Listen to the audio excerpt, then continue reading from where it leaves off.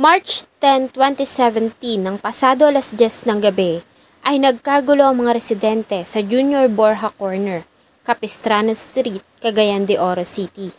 Dahil sa isang duguan at sugatang babae ang lumabas sa kalye at sumigaw ng tulong. Ang mga concerned citizen na agad na sumaklolo sa dalaga ang siyang nagdala dito sa Northern Mindanao Medical Center.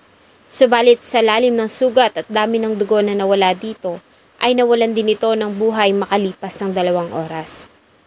Ayon sa mga doktor na umiksamin sa katawan ng biktima, ay nagtamo ito ng malalalim na saksak sa dibdib, tagiliran at likod na siyang naging dahilan ng agaran nitong kamatayan. Ang masakit pa, ang biktima ay walang suot na panloob na kasuotan at biktima din ng panggagahasa.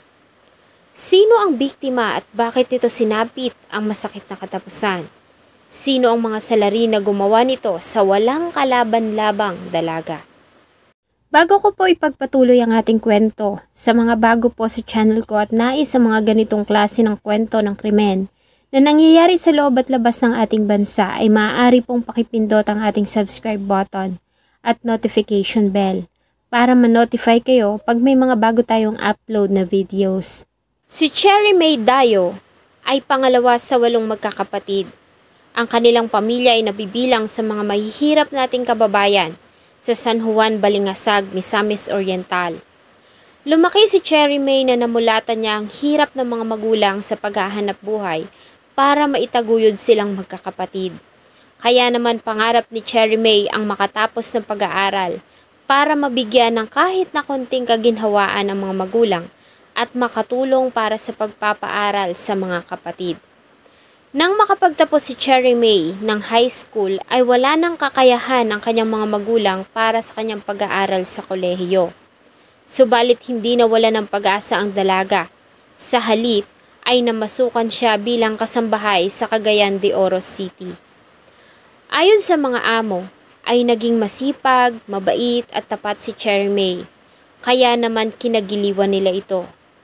Nang mabedridden ng among babae ay nilagaan ito ni Cherry May ng halos 5 taon. Minahal niya ang matanda na para na rin niyang tunay na ina, kaya naman mas lalo siyang minahal at tinangaan ng mga anak nito. Ayon sa kanila, ay nagsilbi si Cherry May sa kanilang pamilya ng halos 12 taon, kaya naman sinusiklian nila ang kabutihan nito. Taong 2013 ay pumanaw ang inaalagaan niyang matanda at ang mga anak naman nito ay nanirahan na sa Canada. Ayon sa kanila ay inalok nila si Cherry May na sumama sa kanila sa Canada. Subalit tumanggi ito at nais niya umanong dito sa Pilipinas mamalagi. At gusto nito na makapagtapos at dito na magsilbi bilang guro para sa mga mahihirap na bata niyang kababayan. At para suklian ang pinakitang kabutihan ni Cherry May, ay sa kanya iniwan ng mga ito ang pangangalaga sa kanilang bahay. Kasabay nito ay pinag-aral din nila si Cherry May ng kolehiyo. Kinatuwa ito ni Cherry May at agad na nag-enroll sa Southern Philippines College at kumuha ng kursong elementary education. Habang nag-aaral, ay hindi naman nagpabaya si Cherry May sa iniwang obligasyon sa kanya ng mga amo. Sinisiguro nito na maayos at malinis ang bahay. Ang sahod ay pinapadala niya sa mga magulang, lalo na nang makaranas ng stroke ang kanyang ama noong 2015 at maparalyze ang kalahati ng katawan nito. Ang sumunod na taon, 2016, ay naospital naman ang kanyang ina dahil sa karamdaman. Sa kabila nito ay nagtitipid si Cherry May para makapadala ng pera sa mga magulang at patuloy na mapag-aral ang mga kapatid. Lagi nitong sinasabi sa kanila na balang araw ay gaganda din ang kanilang buhay, lalo na nga't 1 taon na lamang at magtatapos na siya ng kolehiyo.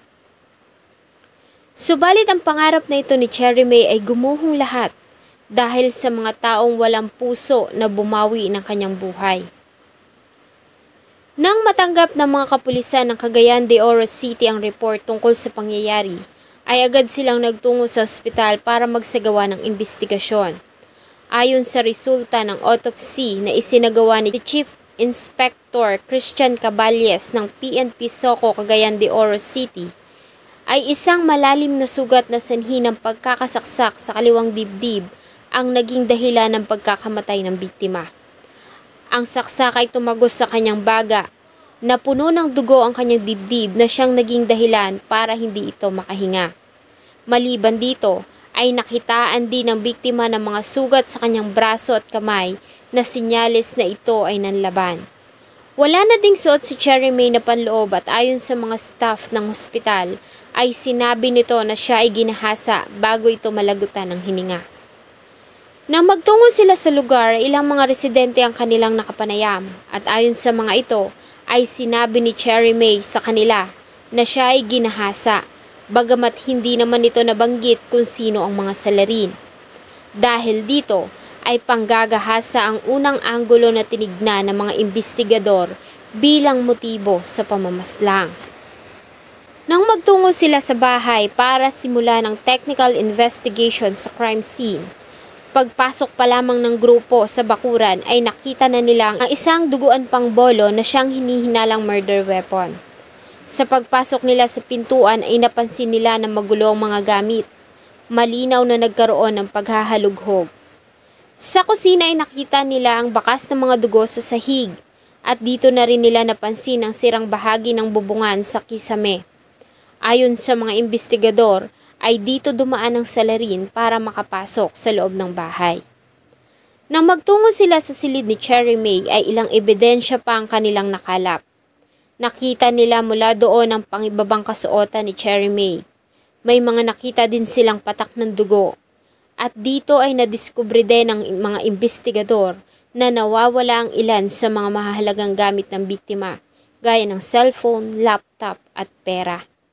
Dahil dito ay kinonsider nila ang pagnanakaw bilang pangunahing motibo sa krimen.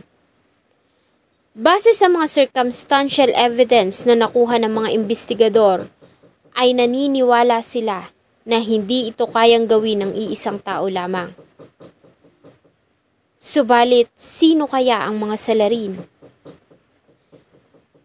Nanatiling blanko ang pagkakakilanlan ng mga suspects hanggang sa maisip ng mga imbestigador na magtanong-tanong sa vicinity ng lugar, dala-dala ang bolo na nakuha sa crime scene, ay nag-ikot-ikot sila at nagtanong-tanong sa mga residente doon kung may nakakakilala ba sa nagmamay-ari ng nasabing patalim.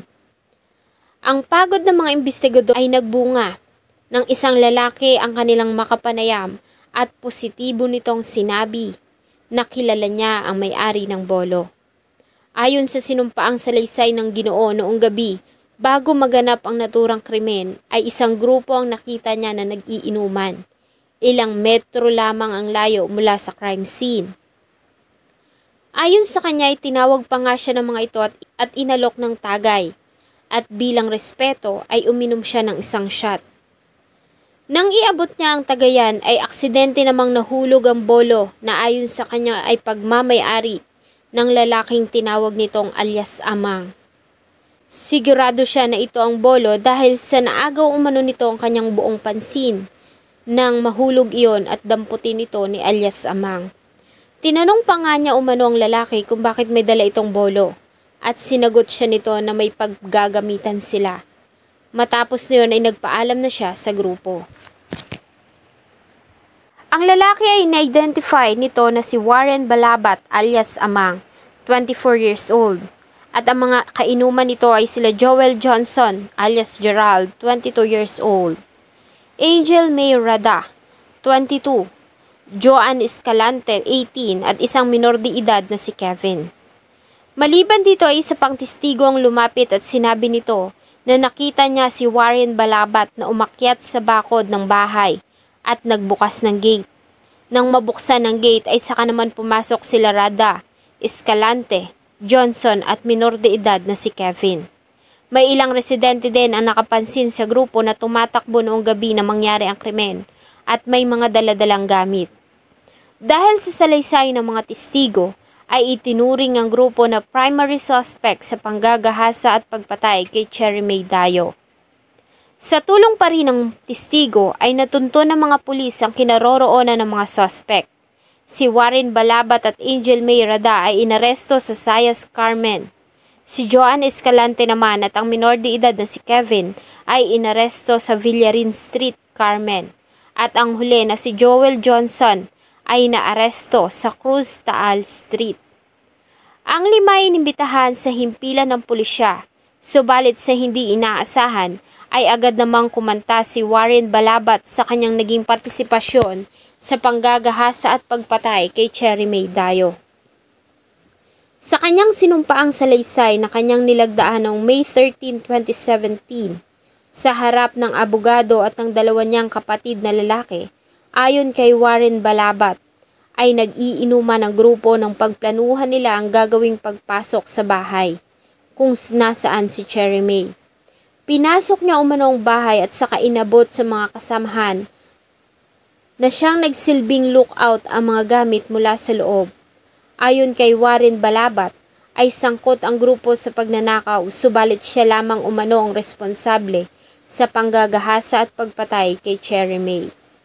Ayon sa kanya ay binato umano siya nito ng lata, kaya naman sa galit ay ginahasa niya ang biktima at sa kanya ito inudayan ng saksak bago siya umalis sa crime scene.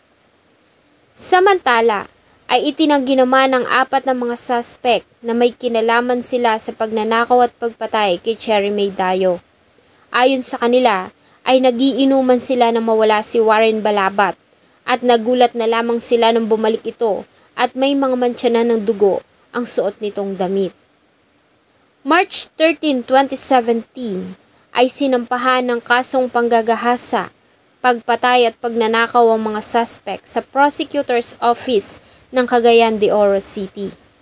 Ang kapatid na lalaki ni Cherry May na si Reca Fort ang siyang tumayong complainant.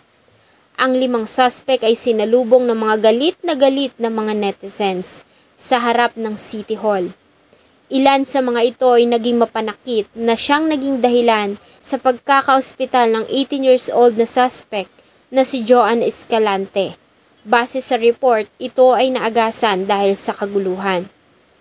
Sa ginawang inquest proceeding, ay nagbago ng salaysay si Warren Balabat at sa halip ay sinabi nito na siya lamang mag-isa ang pumasok, nagnakaw ng gahasa at pumatay kay Cherry May Dayo.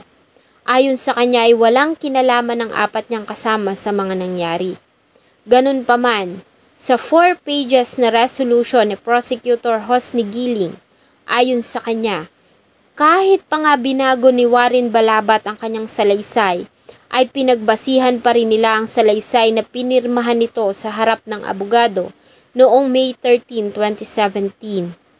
At bagamat sinabi nito na siya lamang ang responsable sa panggagahasa at pagpatay sa biktima, ayon dito, ang pagkakasangkot ng 4 na kasamahan sa pagnanakaw na siyang naging dahilan sa panggagahasa at pagpatay sa biktima, kaya naman silang lahat ay pare-parehong may kinalaman dito.